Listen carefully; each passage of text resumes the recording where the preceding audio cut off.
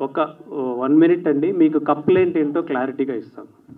Complaint ఇంతవరకు ఎవరికీ తెలియదు కదా! మీకు కంప్లెయింట్ తెలిస్తే క్లారిటీ వస్తుంది. ప్రొడ్యూసర్స్‌గా ఎవరైతే ఈ సినిమాకి ఉన్నారో అసలు వీళ్ళు ఎలా ఎంట్రీ అయ్యారో మనం చూడాలి. వీళ్ళు ఎలా ఎంట్రీ అయ్యారంటే కో ప్రొడ్యూసర్ గారు అండ్ విక్టిమ్ ఒక సాంగ్ చేయాలి అని. వాళ్ళ స్టేటస్ ఏంటో మీకు ఆల్రెడీ తెలుసు. వాళ్ళు శ్రీ పిక్చర్స్ అనేటువంటి బ్యానర్‌తో ఇంతకుముందు కొన్ని చిన్న చిత్రాలు కానీ, సాంగ్స్ కానీ లేదా షార్ట్ ఫిల్మ్స్ కానీ ఇలాంటివి తీసున్నారు. అండ్ విక్టిమ్ ఎవరైతే ఉన్నారో 2014 నుంచే తన యాక్టింగ్ ఫీల్డ్లో ఉన్నారు.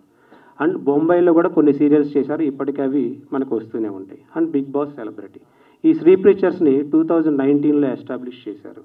ఎస్టాబ్లిష్ చేసిన తర్వాత ఒక సాంగ్ తీద్దాం. ఇప్పుడు హర్ష సాయి అనే వ్యక్తి ఇండియాలోనే నెంబర్ 1 యూట్యూబర్గా ఉన్నాడనేది మనందరికీ తెలిసిన విషయమే. సో ఒక సాంగ్ తీద్దామనే ఉద్దేశంతో ఒక మీడియాలో ఉన్నటువంటి ఒక యాంకర్ ద్వారా వెళ్ళి కలవటం జరిగింది.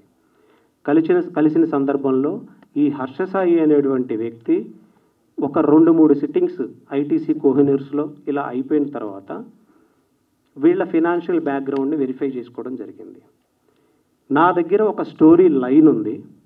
ఈ స్టోరీ లైన్తో మనం సినిమా తీస్తే మీరు ప్రొడ్యూసర్స్గా ఉండి, నేను డైరెక్టర్గా ఉండి, నేను హీరోగా ఉండి అండ్ విక్టిమ్ ఎవరైతే ఉన్నారో తను ప్రొడ్యూసర్గా అండ్ హీరోయిన్గా ఉంటే ఇది చాలా పెద్ద సక్సెస్ అవుతుంది అని తన డెబ్యూ మూవీని శ్రీ పిక్చర్స్ ద్వారా తీయాలనే ఉద్దేశంతో అతను వచ్చాడు. సో మనం అతని క్యారెక్టర్ అనాలిసిస్ మనం చేసుకుంటే ఒక పేదవాడికి ఒక బార్బర్ని మినిలియర్ చేయాలి అంటే అతని వీడియోస్ మీరు చూసుంటారు. ఎంత బ్యాక్గ్రౌండ్ వెరిఫై చేసుకుంటాడండి? వాళ్ళ టీంని పంపించి అతని ఫినాన్షియల్గా అతను ఏంటి, నిజంగా పేదవాడా కాదా, ఇన్ని వెరిఫికేషన్స్ చేసుకుంటాడు. ఎస్, చూశానండి.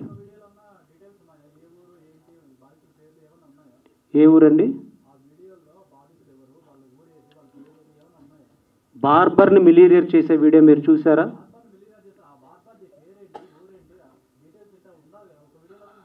అది మీరు క్వశ్చన్ చేయాలి హర్ష సాయిని.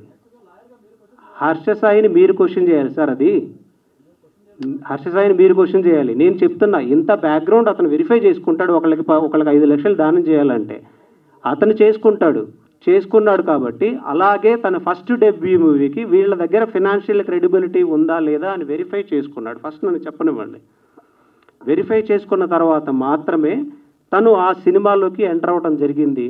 అండ్ నాకు అకామిడేషన్ ప్రొవైడ్ చేయండి అనేది జరిగింది. ఆ అకామిడేషన్ ప్రొవైడ్ చేసే టైంలో ఈ నార్సింగిలోని ఒక విల్లాలో వీళ్ళు అకామిడేషన్ ప్రొవైడ్ చేశారు.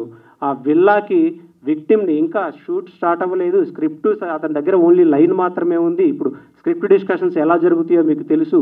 సో విక్టిమ్ని రమ్మని చెప్పడం, అక్కడికి వచ్చిన తర్వాత విక్టిమ్తో పాటు అతను ఆల్కహాల్ కానీ ఇలాంటి డ్రింక్స్ అన్కాన్షియస్ స్టేజ్లోకి తీసుకెళ్ళి డ్రింక్స్ ఇవ్వడం, తర్వాత తను కొన్ని మన నోటితో చెప్పలేనటువంటి అంటే కొన్ని నగ్న చిత్రాలు తన అన్కాన్షియస్ స్టేజ్లో తీసి తన కెమెరాలో బంధించడం, తన కెమెరాలో ఉంచడం, ఆ తర్వాత తన మీద లైంగిక దాడి ఇలాంటివి చేయడం, తర్వాత అవి చూపిస్తూ బ్లాక్మెయిల్ చేయడం.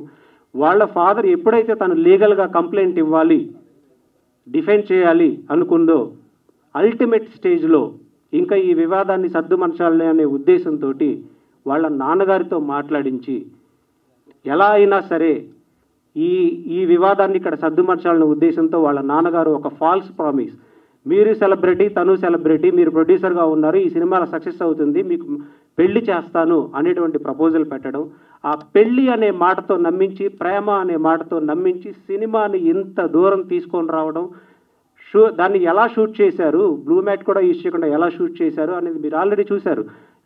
ట్రీజర్ ఎంత గ్రాండ్గా రిలీజ్ అయిందో కూడా మీరు చూశారు. ఇప్పుడు ప్రొడ్యూసర్ రైట్స్ ఎవరి దగ్గర ఉంటాయండి? స్టోరీకి సంబంధించినవి రైట్స్ అన్నీ ఎవరి దగ్గర ఉంటాయి? ప్రొడ్యూసర్ దగ్గర ఉన్నాయి. ఆ సినిమాకి అది రిలీజ్ అయితే 10 మిలియన్ వ్యూస్ వరకు, 12 మిలియన్ వ్యూస్ వరకు వెళ్ళటం మనం చూసాం ఆల్రెడీ. నెట్ఫ్లిక్స్ కూడా వీళ్ళని అప్రోచ్ అయినట్టు మనకు తెలుస్తుంది. ఈ సినిమా 100 కోట్లు వెళ్తుంది, 200 కోట్లు వెళ్తుంది అని అతను చెప్పిన ఆడియోస్ని పోలీసు వారికి సబ్మిట్ చేయడం కూడా జరిగింది. అతనికి ఆ నమ్మకం ఉంది కాబట్టి ఆ లాభం ఏదో వస్తే ప్రొడ్యూసర్కి వస్తుంది, నేను చేస్తే నాకేంటి అనుకున్నాడు కాబట్టి, నాకు కేవలం రెమ్యూనరేషన్ వస్తుంది అనుకున్నారు కాబట్టి విక్టిమ్ని మళ్ళీ హెరాస్ చేయడం మొదలుపెట్టాడు. నాకు కాపీ రైట్స్ ఇవ్వండి, ఈ సినిమాలో తన ఒక్కళ్ళదే ఇన్వెస్ట్మెంట్ కాదు, ఇంకా ఇన్వెస్టర్స్ కూడా ఉన్నారు. ఇప్పుడు బాలా గారు ఉన్నారు, ఇంకా ఒక సినిమాకి బిహైండ్ చాలామంది ఉంటారు వర్క్ చేసేవాళ్ళు. తన ఓన్ డెసిషన్ కాదు.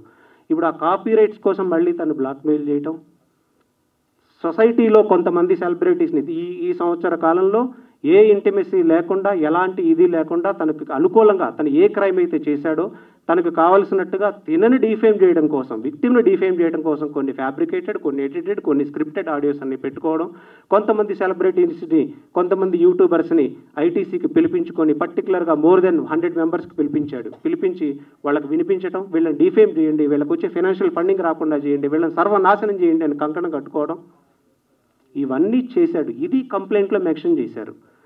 దీన్ని మిస్లీడ్ చేయడం కోసం, మీడియా సంస్థలకి మిస్లీడ్ చేయడం కోసం 2 కోట్ల కోసం ఫైల్ చేసిన అటువంటి బాధితురాలు 2 కోట్లు మోసం చేశాడని అని ఉంటుంది. ఎక్కడ కంప్లైంట్లు లేదండి. అసలు జరిగిన విషయం ఇది. దీని తర్వాత అతని ట్రాప్లోకి మీడియా సంస్థలను వాడుకుంటున్నాడు. లీడ్ అతనే ఇస్తాడు ఇన్ఫర్మేషన్. మిమ్మల్ని మిస్లీడ్ చేయడానికి కూడా యూజ్ చేస్తూ ఉన్నాడు.